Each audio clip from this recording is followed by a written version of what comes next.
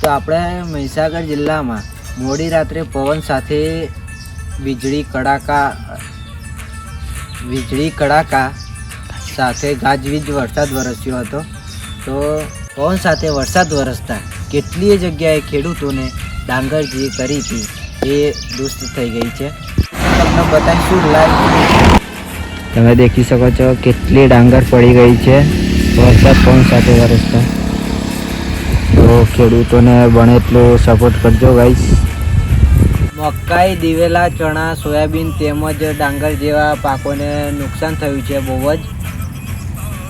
તો ખેડૂતોને ડાંગર કાપેલી જે મૂકેલી હતી એ પણ મતલબ લેવાનો ટાઈમ ના મળ્યો। તમે દેખી શકો છો કાપેલી બધી ડાંગરો પલળી ગઈ છે।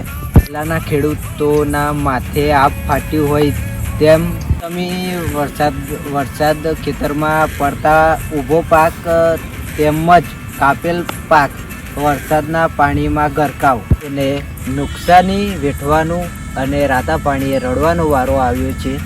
ત્યારે રાત્રે પડેલ વરસાદ વહેલી સવારે જાણે કે ખેડૂતોના માથે આપ ફાટ્યું હોય તેવા દ્રશ્યો જિલ્લાના અલગ અલગ તાલુકાના સામે આવ્યા છે।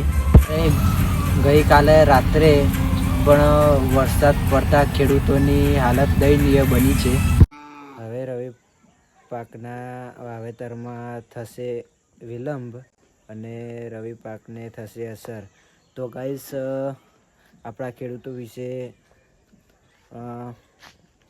કંઈક બે શબ્દ કહેજો અને વિડીયો બને એટલું શેર કરો। ઓકે।